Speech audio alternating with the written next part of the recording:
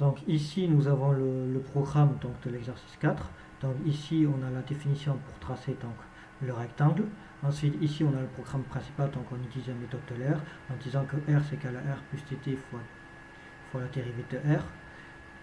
Qui R est défini, et la dérivée de R est définie dans la fonction fr oméga R qui est égale à R fois l'adjoint de oméga R. Ensuite oméga R égale oméga R plus dt fois d oméga R. Et d oméga R est aussi défini dans la fonction qui est égale à l'inverse I fois moins l'adjoint de oméga R fois I fois oméga R. Et ça c'était défini dans l'énoncé de l'exercice. Ensuite, qu'est-ce qu'on peut dire d'autre? I, la matrice d'inertie. Donc là on retrouve la matrice d'inertie. Donc celle-là c'est ce qu'on avait calculé dans la première question. Donc c'était m divisé par 12 fois la matrice I1, 0, 0, 0, I2, 2, 0, 0, I3, 3. Ici j'ai explicité I1, I2, I3, I3, 3. Voilà, ensuite, d'autres, voilà. Ensuite ici on a oméga R. Donc ici on a la matrice oméga R et là on a la rotation suivant les coordonnées qu'on veut. Donc là si je mets 1, 0, 0, donc normalement j'ai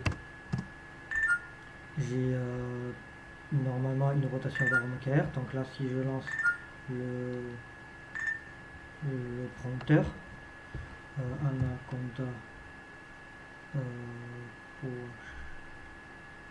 non c'est Anaconda prompteur. Donc là si je fais cd donc CTRL V le fichier au C, si je fais python main.py, ah oui d'abord il faut que j'enregistre, hop, CTRL S.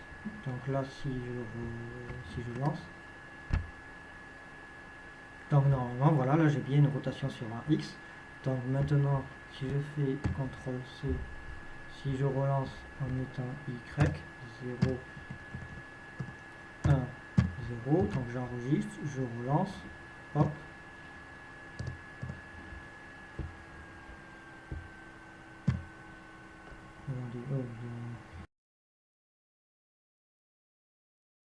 Il y a un bug là. Suivant Y, donc là j'ai bien une rotation sur un Y. Donc maintenant si je fais la dernière suivant Z, à un moment on devrait voir une rotation sur un Z. Donc j'enregistre, je relance le compteur. Et là j'ai bien une rotation sur un Z. Et ensuite pour finir, on peut faire une combinaison des rotations. Donc là si je mets 0,1, si je mets 1 ici, 0 là, hop, que j'enregistre, je relance.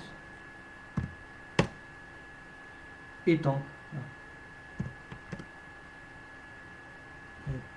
ah oui, pardon, c'est pas 0,1, c'est 0,1, parce que sinon c'est mal interprété. Pardon.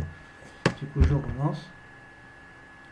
Et là, j'ai bien une rotation combinée avec, là, on voit bien le vecteur qui suit la rotation que suit le rectangle. Donc, voilà, le programme est terminé. Donc maintenant, j'arrête la vidéo.